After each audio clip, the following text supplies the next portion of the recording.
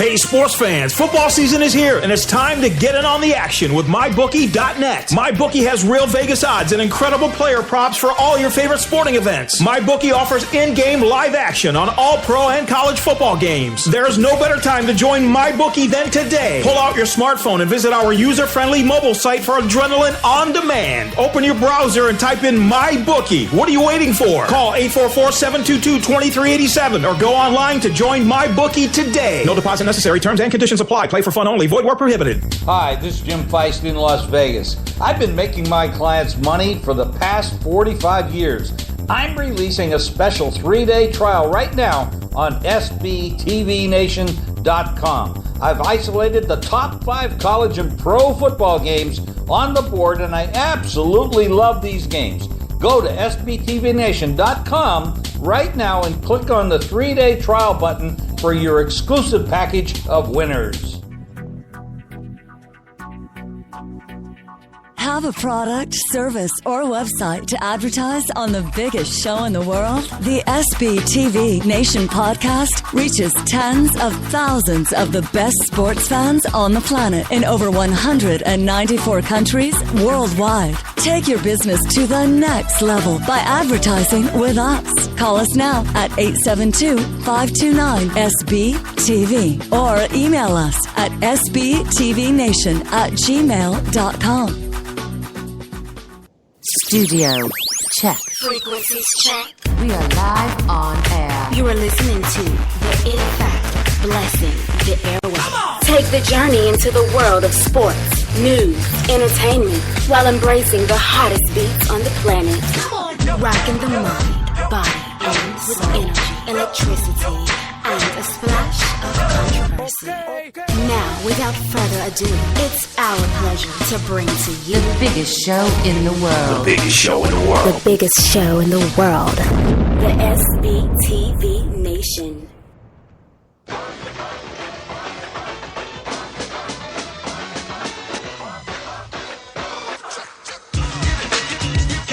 The dream in the house.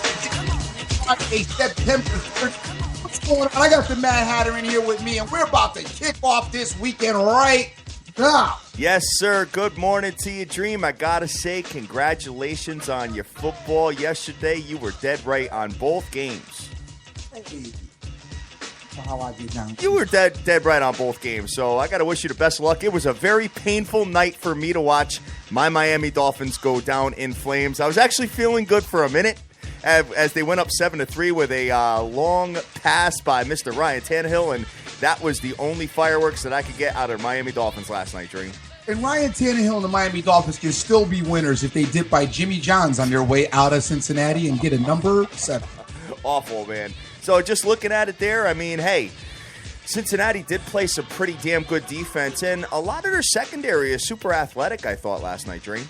Well, Cincinnati, the one thing I did worry about with Cincinnati was their offense, which still proved to be a little bit on the shaky side. They opted for a lot of field goals when they should have gotten touchdowns.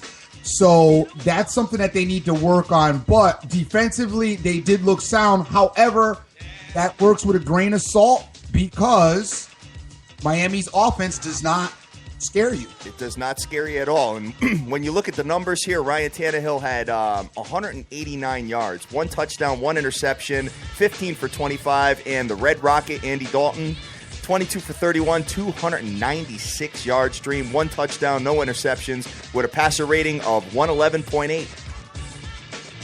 Not bad at all. Not bad at all, but still, I mean, the object of the game is to get touchdowns. In a regular game versus a good offense, okay, I mean, you're on the cusp of probably losing this game because you're opting for field goals as opposed to touchdowns. You know what I'm saying? Yep. So, I mean, I know this is a start in the right direction. Obviously, you want to get a win. It was a dominant performance in your house, but you still have to say to yourself, what is happening in the red zone with our inability to score as opposed to our inability to get touchdowns as opposed to getting field goals.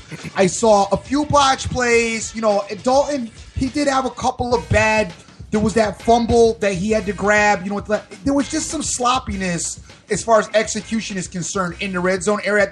Listen, you want your execution to be its best in the red zone. Anywhere else on the field, you can work with sloppy execution, but you cannot have sloppy execution in the red zone. Well, that you gotta at least take your hat off to Miami's defense for keeping them in the game. Yes, in the red zone, because I mean their defensive line did have a pretty good push at times, but then there was other times where they just weren't existent. I was just like, it's so inconsistent. Exhaustion would be the word play. I mean, whenever I turned on the game, Miami's defense was. I agree with you on that.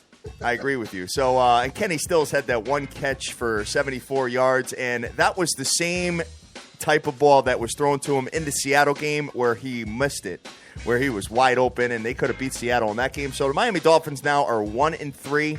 Dream, they have had a rough schedule to open up the year. At New England, at Cincinnati, and at Seattle. That's tough for the Miami Dolphins. I mean, you throw Cleveland there. Obviously, they won that game, and they shouldn't have won. They could be 0-4 right now. True. You know, so Cincinnati, I believe that was a must-win game for them, considering the fact that the Baltimore Ravens are 3-0 in that division. You got Pittsburgh in there.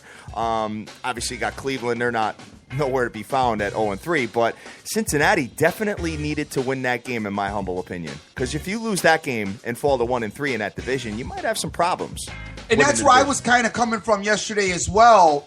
With my synopsis of the game, I felt like you'd see, and that's why I was, a lot of people hit me up and they wanted to take Miami with the points. And I'm like, dude, look, I know Cincinnati hasn't looked like a juggernaut. However, yeah, it is possible that Cincinnati will blow the Dolphins out because, like you said, must win, haven't won a couple games they maybe should have won or at least could have possibly won.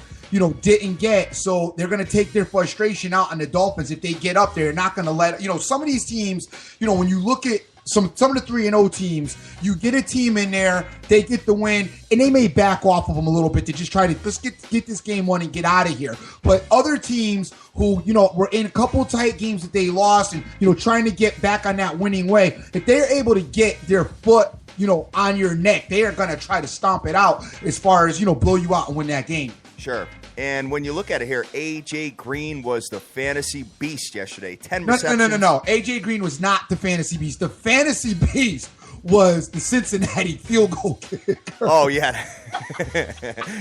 5 field goals and 1 extra point? Yeah, I'd say so. You had him as your field goal kicker. You possibly are winning your league by his performance alone. That's a good point. But A.J. Green, get back to him, 173 yards. So if you had both of them, I think you were pretty damn good as well. No doubt, definitely. Also, if you had the Cincinnati defense, that wasn't a bad look either. As I tried to grab them in my league before the game start, as I was at the gym right before the game started, I tried to snatch up the Cincinnati defense, and of course I was locked out from getting them. They sat in free agency because nobody had them, and I was like, damn, it was perfect to get them. Would have been great, Dream. But hey, it is what it is. Moving on, let's talk about the collegiate slate last night as the Houston Cougars get it done, but only win by 28 points. Hold on one second. Back to fantasy real quick one more time. Guys, 'cause I know there's a lot of guys involved in fantasy, and we should really give fantasy a lot more attention than we do. But I don't know if you guys utilize this. One of my strategies in fantasy football, I pick a different defense. We've discussed this in the past, but for some of those who are just catching up and catching in and listening, I generally pick a different defense every week based on the matchups. Mm-hmm. It might behoove you guys to try a little bit of that because you may find some success. Philadelphia Eagles defense was hanging around in the free agent pool last week against Pittsburgh. I picked them up and started them last week. Seriously, I did do this. I'm not just giving you guys this information after the fact, trying to act like I'm dope. I picked them up last week because I saw them sitting there. Makes Only sense. reason, and it wasn't that I was excited about them playing Pittsburgh because I wasn't. The problem was I was worried about, and I had the Kansas City defense, who was just as good, but Kansas City hadn't done anything for me in the prior 3 weeks, and I was sick of them. And I felt like, well, Kansas City against the Jets, Pittsburgh against Miami, against Philly, kind of the same thing. Let's just give Philly a try. And sure enough, it worked. It really worked out to my favor. But I didn't really want either one of those defenses, but my other choices weren't as good. So my idea is pick up a defense per, every week. This week I'm looking at, I believe the Raven, not the Raven defense, but the defense of whoever the Ravens are playing, I'm looking at. Right. Yeah. And you know what, too? It's too bad that you jumped off of Kansas City considering the fact they had 7 interceptions. I know. But wow. Philly got me like 20-something points as well. So it worked because they only gave up 3 points. Understood. So you get like a 15 or 10 to 15 point extra when you prevent a team from getting a touchdown. So that was a huge play for me. Exactly. So, Dream, can I get over to the collegiate slate right now? Yes, I'm sorry. All right, no problem. So, Houston Cougars scored 28 points in the second quarter. They're up 28-7. You think you're in cruise control to cover the spread. They score another 14 points in the third quarter and then lay a goose egg in the fourth. And just kind of took their foot off the gas and did not score anymore. Let UConn get a garbage touchdown, and they did not cover the spread, but you did have the teaser, so congratulations to you.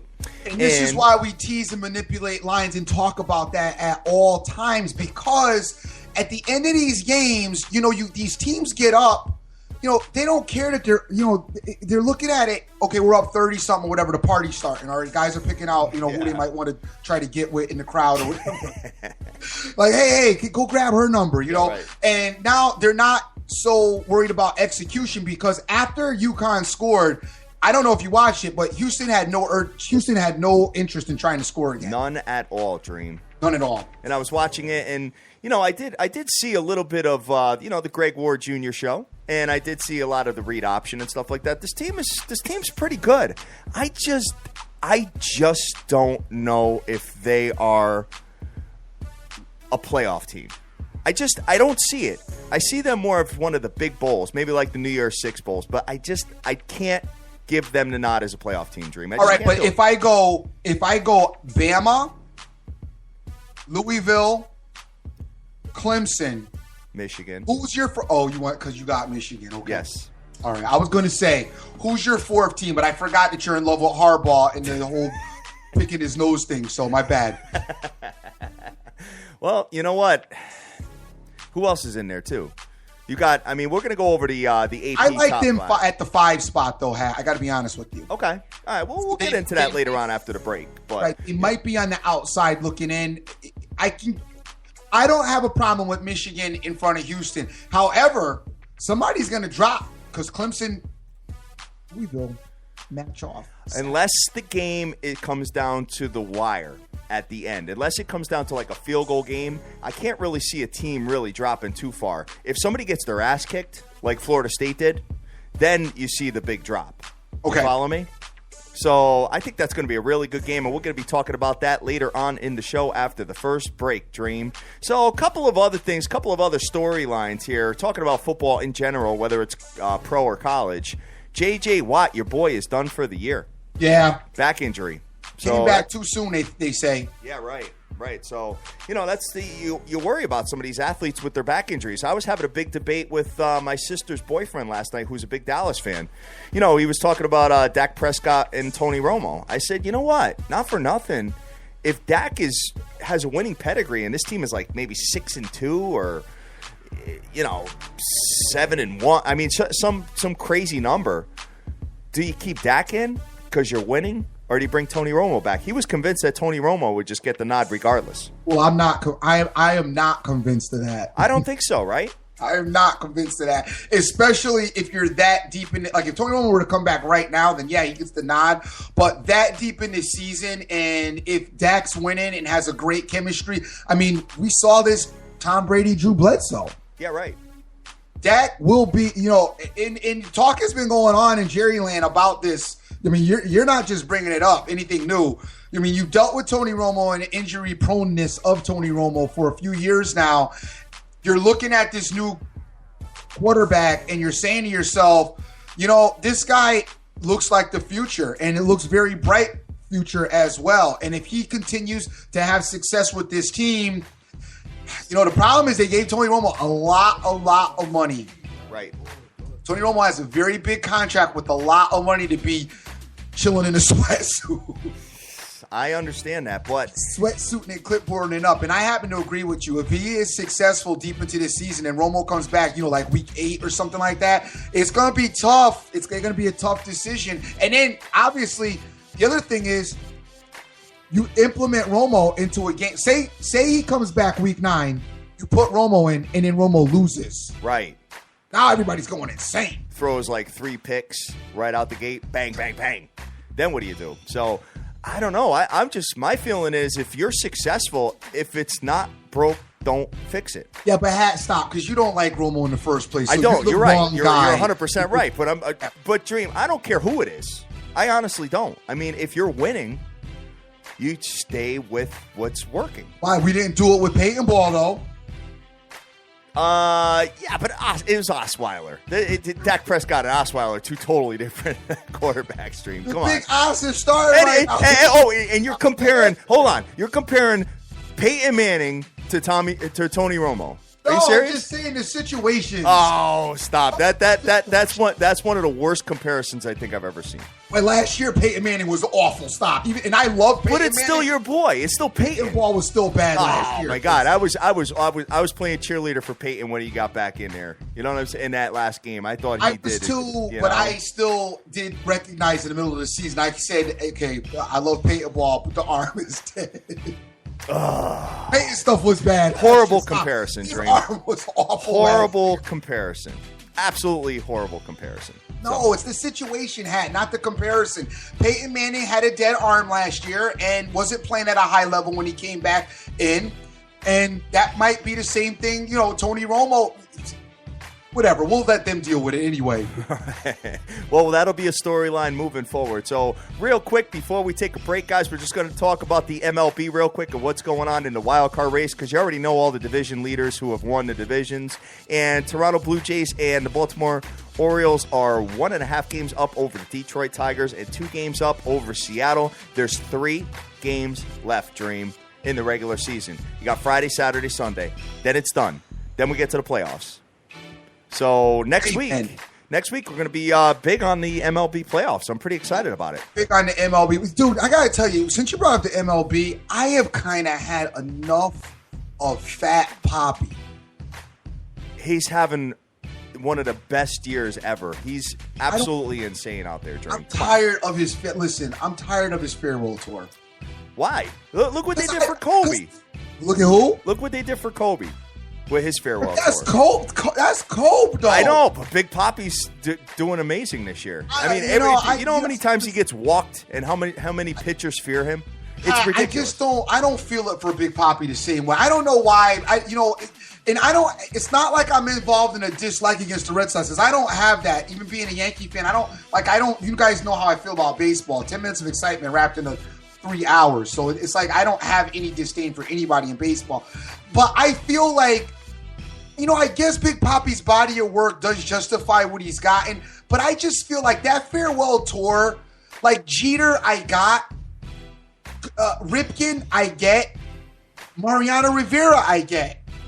But I don't know. For some reason, I just don't have Big Poppy at the same level. Do you? What he's doing this year is outstanding. I mean, it's almost like this is his best year. I could be wrong. I mean, he's had a long career, guys, so correct me if I'm wrong, but every single time I'm watching a Red Sox game, he's hitting a double, he's hitting a home run, they're intentionally walking him. I mean, this guy's getting on base nonstop, Dream. It's almost like he's got a rocket up his ass. I mean, this guy's doing really, really well this year. So I think that this Boston Red Sox team is a force to be reckoned with. I really do, just because I think he's going to take him on his back and, maybe a little repeat of kind of what happened with Peyton Manning, I hope Pop don't take him on his back, because his back can't handle much more.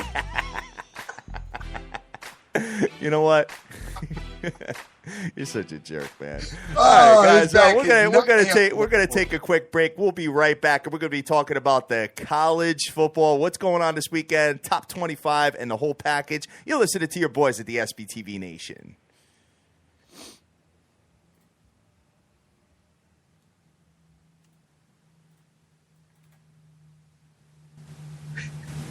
Looking to win big this football season?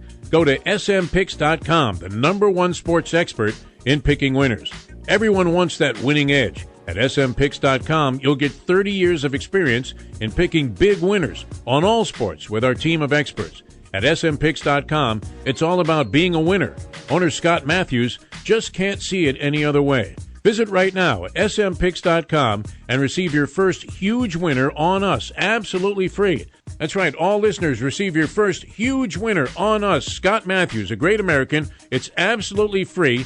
That's right, free just by registering at smpicks.com/SBTV. Hey, sports fans, football season is here, and it's time to get in on the action with MyBookie.net.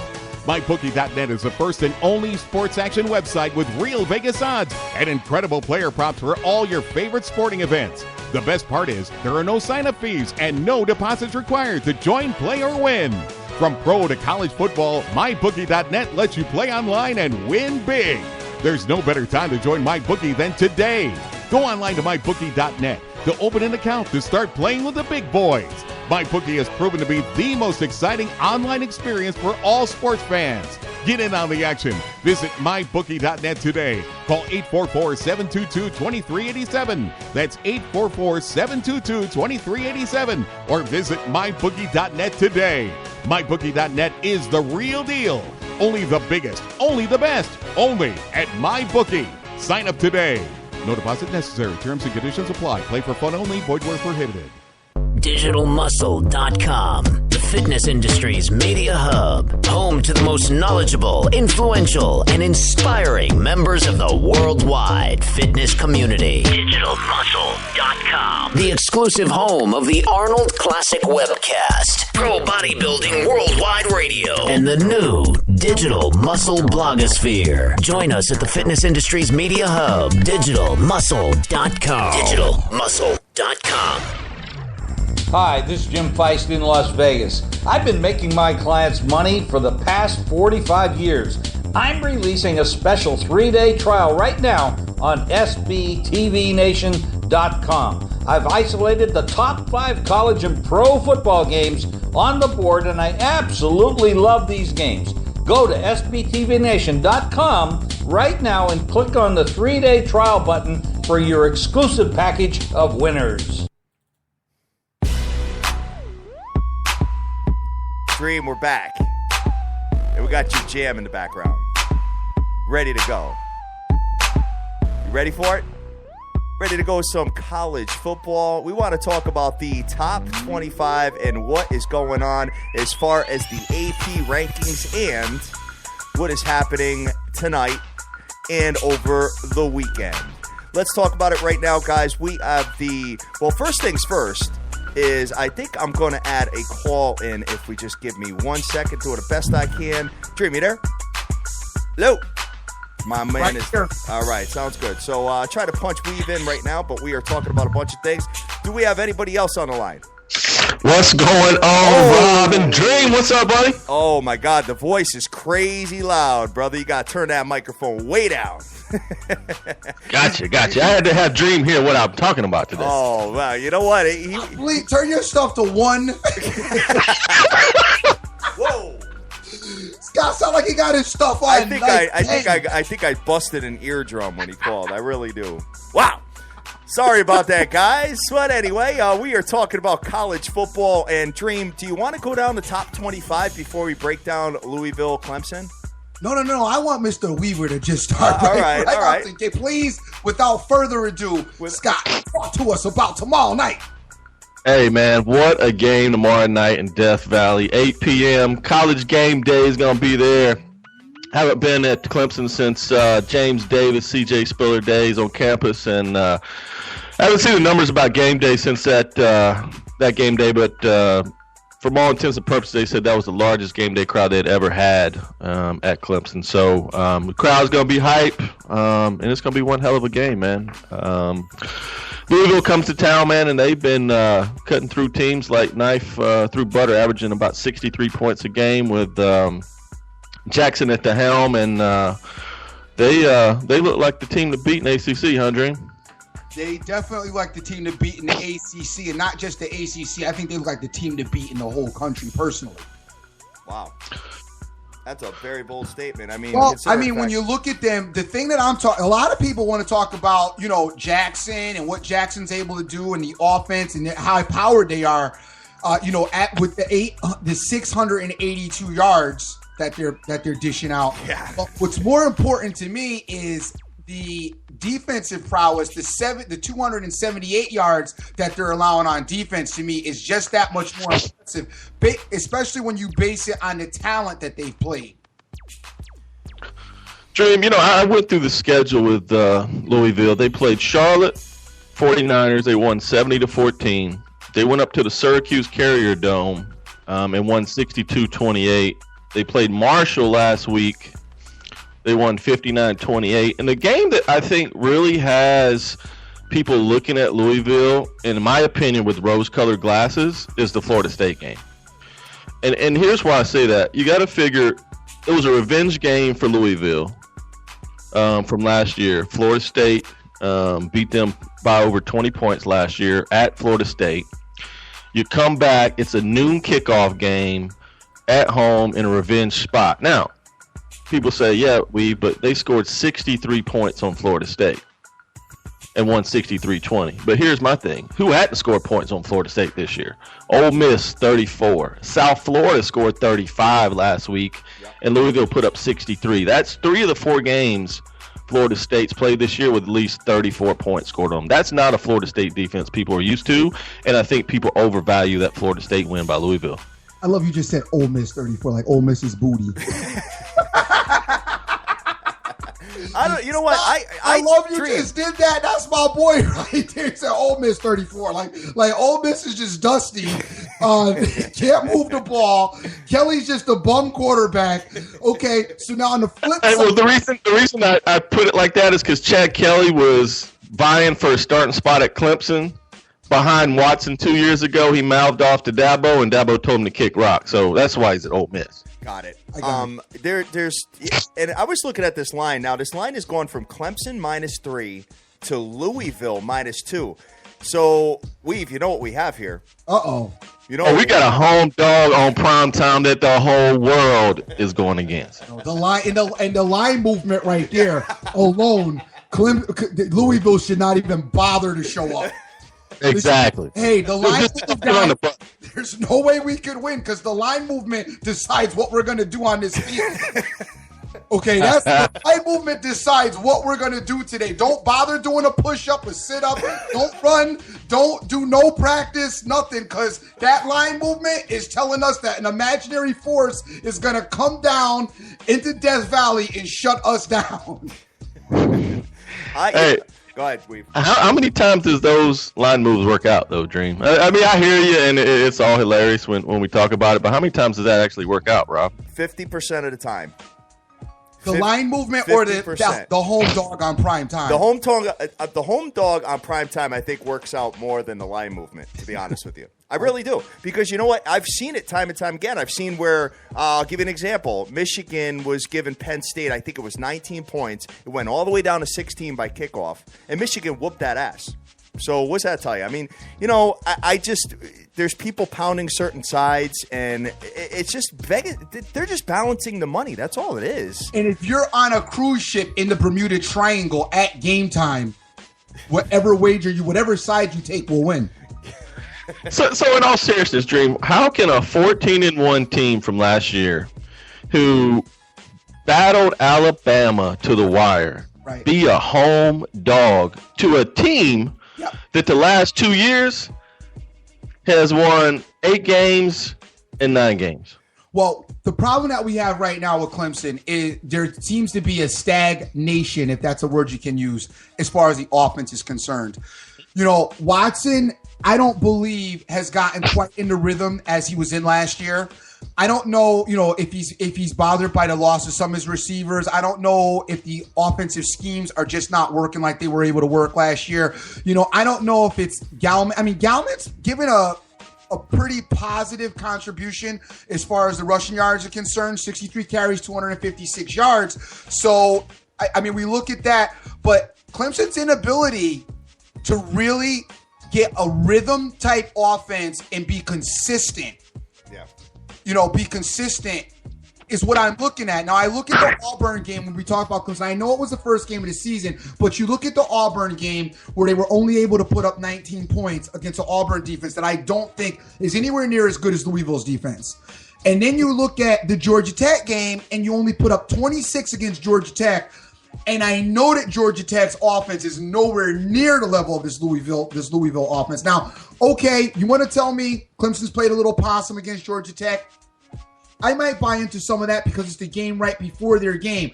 However, that whole second half, Scott, I watched that second half of that Georgia Tech game. Man, I was shaking my head. I was scratching my head. Just, they could never get anything going. Yeah, I think this combination of a couple things, the more I dig into it. When I look at the offensive line this year, Clemson's replaced players all across the board. You look at a defense. Even on defense, they led the league in defense in 2014. In 2015, they only gave up 25 more yards, and they only had 3 starters back, and they regrouped on defense again this year, and they have a solid squad with the defensive backfield leading the league in pass breakups and passing yards. But we got 2 new guys on the offensive line, and when I say new, they've been in the system, but they haven't started, and I think that's where the problems come in. And it's right up the middle. It's left guard and right guard, and I think that's really where the chemistry's broke down so far this year. But if you look, Dream, Clemson's building. Every game they're starting to get some more and more and more. And to be honest with you, I think they shut it down in the second half. You're up, 30-0 at halftime against Georgia Tech. You give up 22 total yards. Yeah, it's Georgia Tech, but it's still 22 total yards. So, you got an extra 4 days to prepare for a Louisville team on a short week, and they kind of shut it down. But I think this is the team that Clemson is building week by week by week. Now, on the other hand, Louisville's been gangbusters for 4 games. Can they sustain that? I'm going to interrupt you with up 30-0 because they only won the game 26-7. So don't add a little extra. Well, it seemed like 30-0. Because it seemed like it's always a blowout when you're watching through them Clemson glasses you got. But no, I do understand, and that's the thing that bothers me as far as Louisville's concerned is Louisville's momentum has been gangbusters, and they have not slowed down for anybody. And actually, it looked like they turned it up a notch for Florida State. And that's my point is, as pumped as they were for Florida State, and yeah, I know that they were home, so I'm going to give you a little bit, because I know you hit me with the whole, they ain't never played in no Death Valley with 8 million people screaming. and that's effective for about 2 snaps. Yeah. So I'm with you on that, but the way their level was improved to go up against Florida State, like, hey, you know what? This team's supposed to be dope. Let's go smash them. I think that comes directly from the attitude of their coach, Bobby Petrino, and coming with that much more moxie of, you know what? I finally got my hands on a dope team. I've been telling cats that I'm a good coach, just like, Urban Meyer, just like Saban. You know what? It's time for me to flex because I finally got my hands on this monster and I'm ready to unleash them. And these kids right now, they are definitely responding to it and they're buying into this system. I'm very impressed with what this Louisville team's done. And I know that they are going to be up for this game. Hey, man, I'm not taking anything away from Louisville. They have played lights out this year and they've built, 9-4, 8-5. Now they're on this run, and Petrino has his players in there. The thing that I look at, Dream, that you got to consider is, and I heard Dabo talk about it the other day in an interview. He said, man, in 2013 when Florida State came in here, we weren't ready for the bright lights. We weren't ready as a school. We weren't ready as a team to be in the bright lights and get hit in the mouth and really be resilient and understand what it takes to win big-time games. Now, when I look at that statement, I look at the last 3 years in the last 5 years of this Clemson program. They've won 10 games for the last 5 years. They beat programs like LSU. They went to Alabama to the wire. They beat Ohio State. They beat Oklahoma twice. And, you can say what you want about Oklahoma, but at the end of the day, they played big-time programs and have gotten those wins. And 10 years ago, they never would have won those games ever. My concern with Louisville on Saturday night is they haven't been hit in the mouth, and the lights are going to be the brightest they've ever been for that program. Are they going to rise to the occasion? And I'm not sure where they stand in that. Got you. Yeah, I think this game is a very tough game to call because obviously, do as usual. He's not picking a side. No. I got a little bit more homework to do, but I do see both of your points. I see the fact that obviously Action Jackson has been phenomenal this year, but I do see the Clemson defense, and you know what? They have been absolutely outstanding at home, and Louisville has not seen a defense like this. And I believe that Clemson has enough offensive firepower at times to hang in this game. And I think this game is going to come right down to the wire. And believe it or not, Dream, I have a feeling that Clemson's going to win this game. I really do. Win it outright. Because I know the reason that you feel that is you're doing the prime time and you're doing the line movement. So you guys, listen, everybody's entitled to an opinion. Yeah, right. Exactly. So So Dream, do you think they actually are ready for the bright lights in Louisville in a game like this? And the reason I'm asking that question because this is really the first time, other than the Florida State noon game, which was a revenge game at noon. So I get it. They beat Florida State and beat them bad, but man, these lights are going to be bright Saturday night, man. Yeah, the lights are bright, and like I said, and I mean this in all seriousness. That's effective. Maybe a quarter, maybe the first quarter.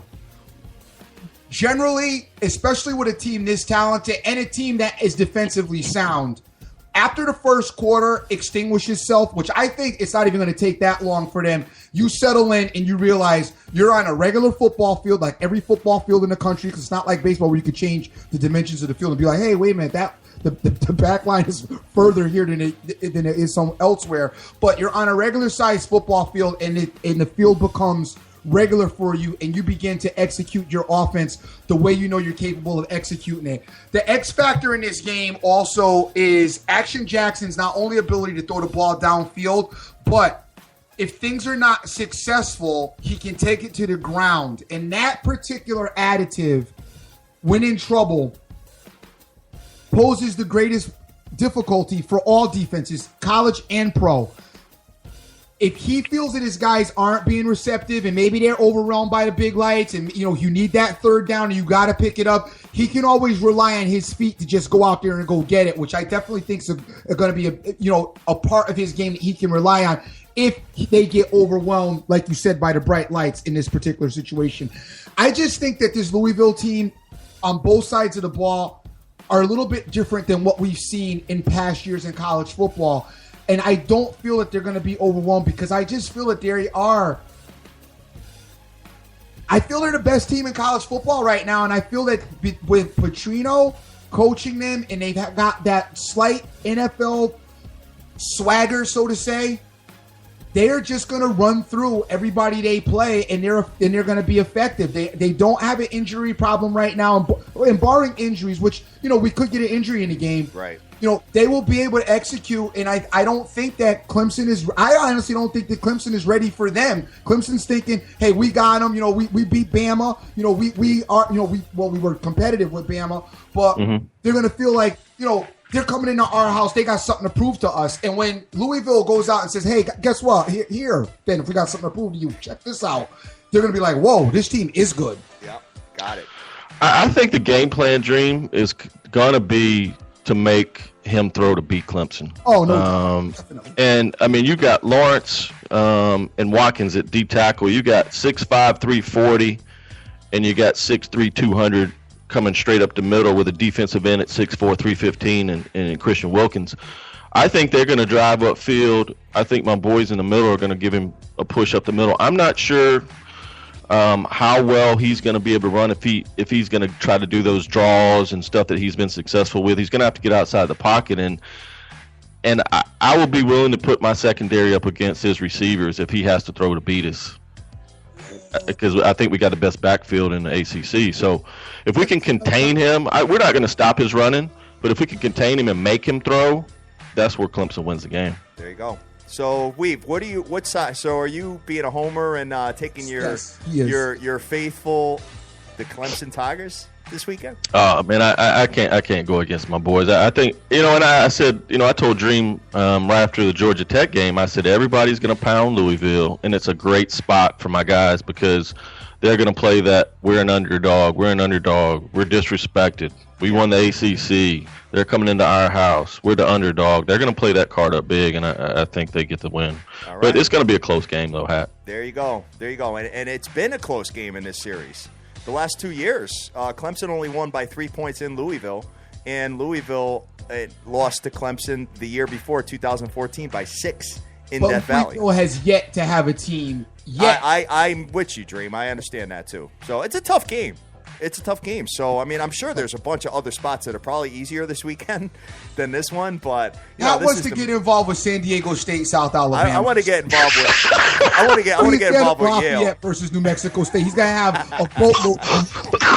No, I am going to mess with that Western Michigan team if I can find them in a good spot. So we've very appreciative of you calling in this morning, man. Thank you so much for joining us.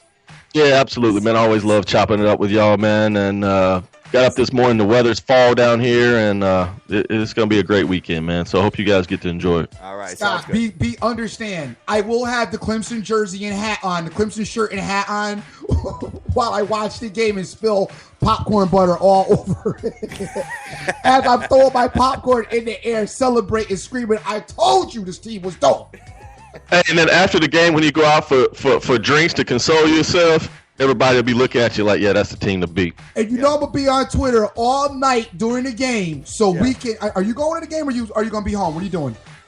Man, my boys got tickets, man. I'm trying to work it out where I can take my kids, man. My kids have never been to Death Valley. I don't want to go without them, so I'm trying to work on some tickets for the little ones and get out there because game day being there, man, the festivities in the morning. So right now it's up in the air, but I want to be there, man. Don't put your kids through that traumatic loss.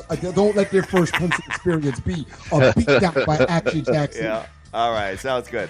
Well, thank you very much. We Thanks, appreciate Scotty. it. All right, fellas. Have a good one. All right.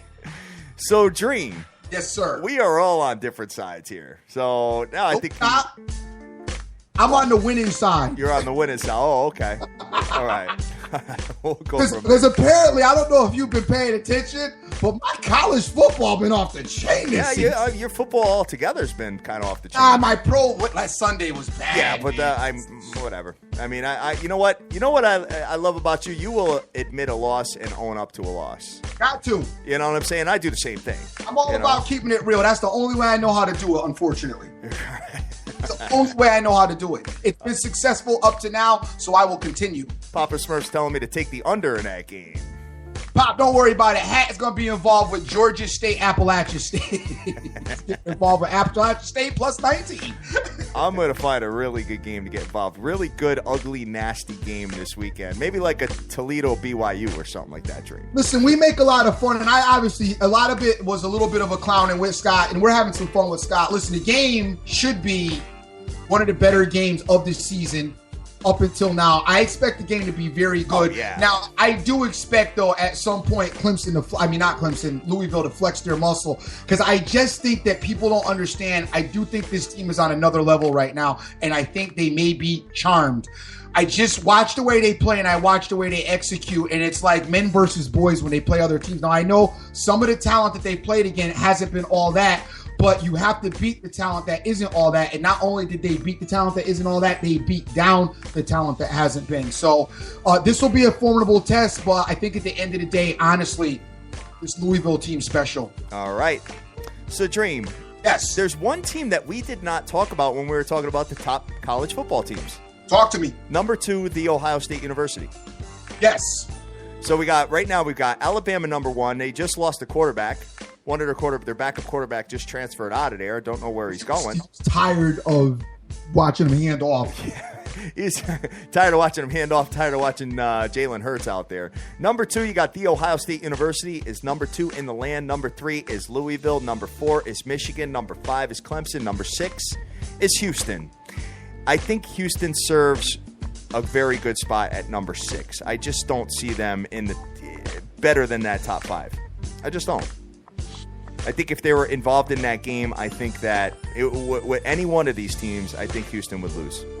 Sorry to say it, Dream, but I do. The question mark for me is Michigan. Okay. The question mark for me is Michigan. And I got to be honest with you. I'm going to give Alabama a slide because it's Alabama. But out of that bunch, Alabama offensively, is not really, I don't know. You know what? We'll have a better idea after this weekend. We will. We will. So, moving on here, Dream, we got a big game tonight that's going on in the Pac-12.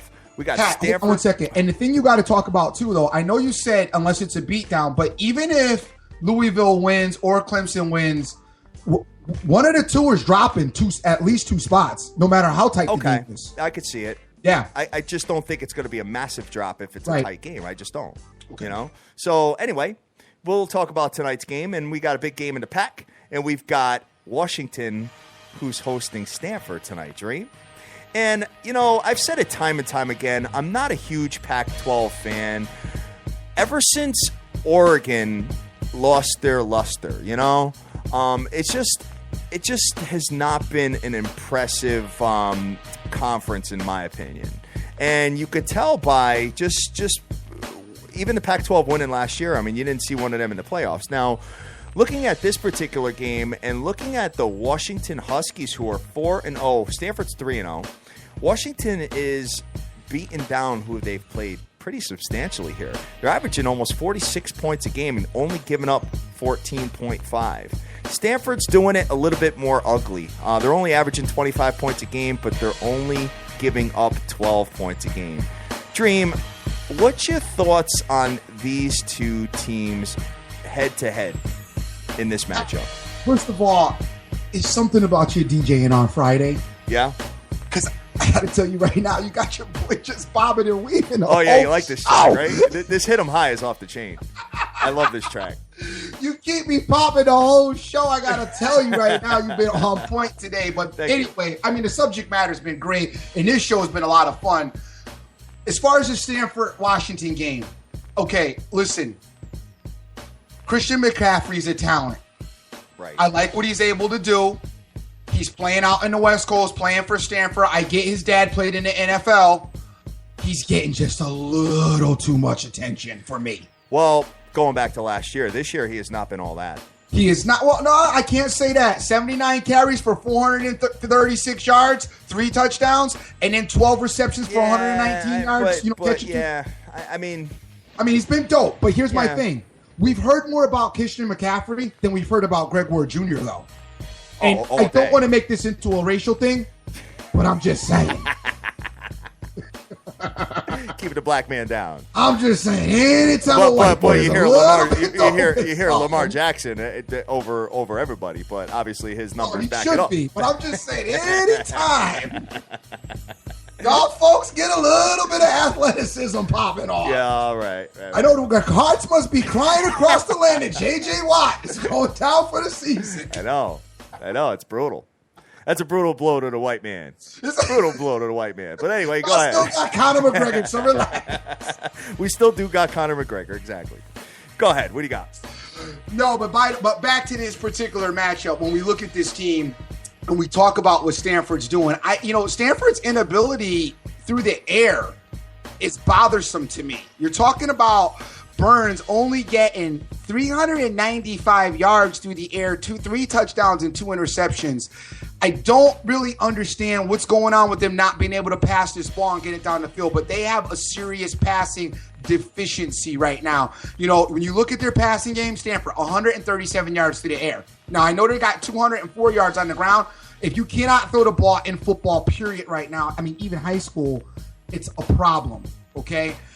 I know they're able to get it done rushing, but we're going to look at Washington team. When you get a team that is heavy on the rush, you know what we do because we've been talking about it for years. And, us being able to talk about it, not being college or professional coaches, means that they know 8 in the box, load up the box, and shut down the run.